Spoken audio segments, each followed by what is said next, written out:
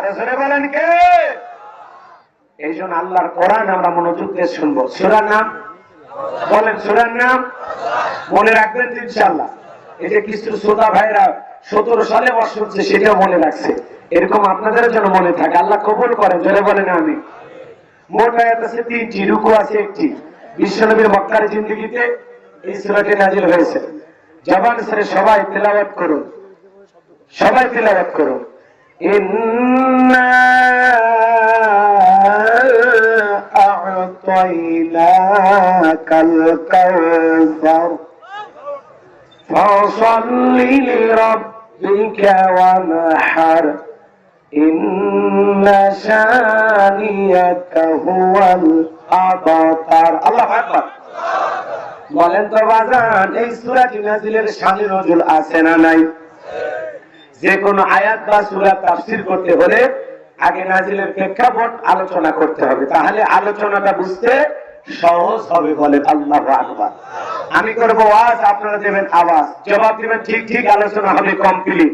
শ্রোতাদের স্পিরিটে বাড়ি বক্তার হিট, কথা বলে ঠিক না? এই জন্য আওয়াজ দিয়ে সহযোগিতা করবেন, পারবেন তো ইনশাআল্লাহ? ভাইরা আমার, সূরা কাউসার বিশ্বনবীর উপরে কখন নাযিল হয়েছে, নাযিলের প্রেক্ষাপটটা কেমন ছিল জানার দরকার আছে না নাই?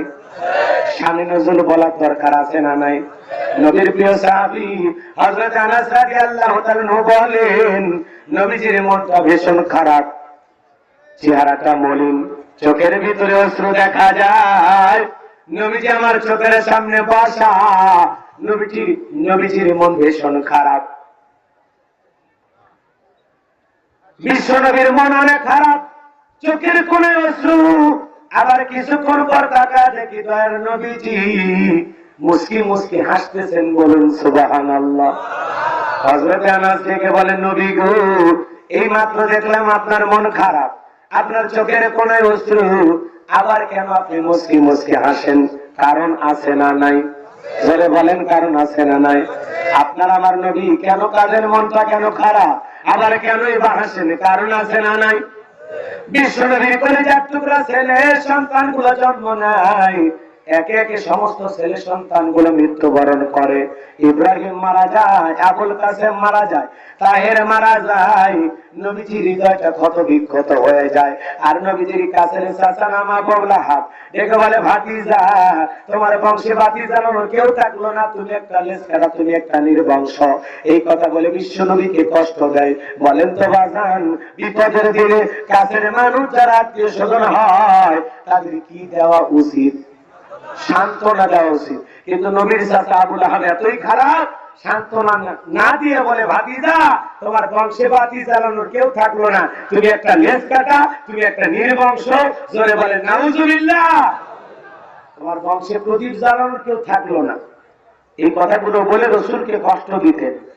আপনারাই বলেন তো, আল্লাহ না করুন, আপনার আমার সন্তান যদি মারা যায়, কাছের চাচা আত্মীয় স্বজন এসে বলবে, বাবা তুমি মন খারাপ করো না, সবর করো, ধৈর্য ধারণ করো, আল্লাহ সন্তান দিয়েছে, আল্লাহ নিয়েছে, জীবন মৃত্যুর মালিক আল্লাহ। হতাশাগ্রস্ত ভেঙে পড়ো, একটু ধৈর্য ধরো, একটু ধৈর্য ধরো, সবর করো। কথা বলেন না? বিপদের দিনে আপনাকে আমাকে এসে কি দেবে? সান্ত্বনা দেবে। কিন্তু নবীর চাচা আবু লাহাব এতটাই খারাপ, সান্ত্বনা না দিয়া নবীজিকে নিয়ে ঠাট্টা বিদ্রুপ করে, হাসি তামাশার চলে, উল্টা পাল্টা কথা বলে। নবীজির মনটা আরো খারাপ হয়ে গেলেন। এ বাজান গো আমার, এই দুনিয়াতে আল্লাহ পাক অনেক নবী রাসূল পাঠাইছেন, অনেক নবী রাসূলের সন্তান নবী হয়েছে, নবীর ছেলেও নবী হয়েছে। কিন্তু বিশ্বনবীর কলিজার টুকরা সন্তানগুলো কেন যৌবন পর্যন্ত জীবিত থাকলেন না? কেন তারা যৌবন পর্যন্ত জীবিত থাকলেন না? একটা ছেলেও কেন প্রাপ্ত বয়স পর্যন্ত পৃথিবীর জমিনে বেঁচে থাকলেন না? এর পেছনে কারণ আছে না নাই? নবীজির একটা ছেলের সন্তান কেন জীবিত থাকলেন না বাজান? এর পেছনে কারণ আছে 3টি। জোরে বলেন কয়টি? আরো জোরে বলেন কয়টি? কি সেই তিনটি কারণ নবীর উম্মত হিসেবে জানতে কি মনে চায় না? পৃথিবীর এত নবী রাসূলের ছেলে সন্তান জীবিত থাকলো, আপনার আমার নবীর ছেলে সন্তান কেন পৃথিবীতে জীবিত থাকলেন না? এর পেছনে কারণ আছে তিনটি। কি সেই তিনটি কারণ? কারা কারা শুনতে চান? নবীর মহব্বত কলিজায় থাকলে দুহাত তুলে একবার দেখান, লিল্লাহি তাকবীর। আপনার মান কি সেই তিনটি কারণ শুনতে চান? হৃদয়ের কান পেতে কথাগুলো শুনে যান বাজান। ওই তিনটি কারণ বলতে হলে 3 নাম্বার আয়াতের আলোচনা শুরু করা লাগবে। এখন কি আমি 1 নাম্বার আয়াত বাদ দিয়ে 3 নাম্বারে চলে যাব, নাকি 3 নাম্বার আয়াত পর্যন্ত একটু সময় দেবেন? সময় দেবেন তো ইনশাআল্লাহ। তাহলে নবীজির মন খারাপ, কারণ ছেলে সন্তানগুলো জন্ম নেয় আর মারা যায়, আর কাফেরেরা সমালোচনা করে।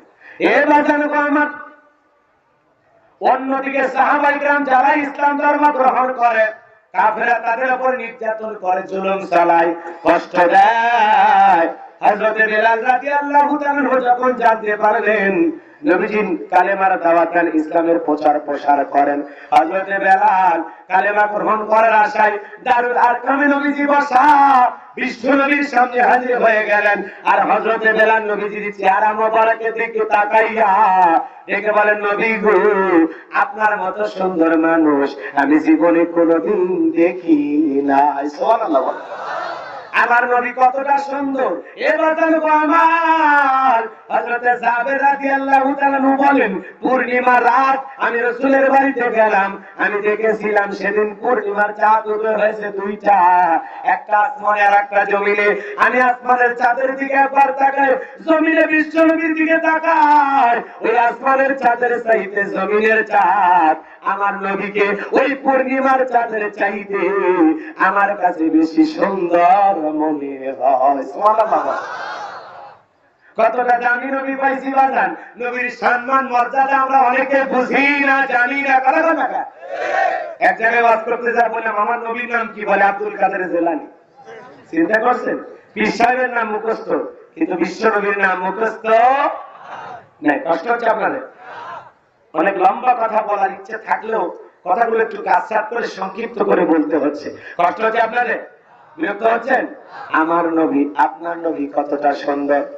আম্মা জান আয়েশা রাদিয়াল্লাহু তাআলা আনহা ডেকে বলেন, যারা ইউসুফ নবীর চেহারার দিকে তাকাইয়া আপেল গাছ থেকে আঙ্গুর কেটে ফেলে দিয়েছে, ওরা যদি বিশ্ব নবীর চেহারা মোবারকের দিকে তাকাইতো, শুধু আঙ্গুল নয়, আঙ্গুল কাটতে কাটতে, হাত কাটতে কাটতে কখন যে নিজের কলিজা কেটে দুভাগ করে দিত, মুহূর্তের জন্য টের পাইতো না।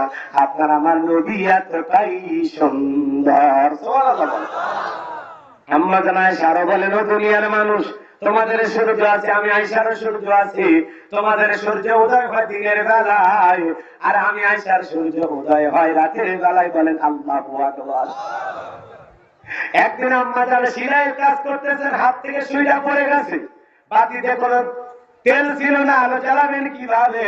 অপেক্ষায় বসে থাকলেন। বিশ্বনবী যখন এশার নামাজ আদায় করার পর ঘরের ভিতরে প্রবেশ করলেন, সর্বপ্রথম ঘরের ভিতরে ঢুইকা বিশ্বনবী আম্মা জান আয়েশা রাদিয়াল্লাহু তাআলা আনহাকে সালাম দিলেন। বলেন আল্লাহু আকবার।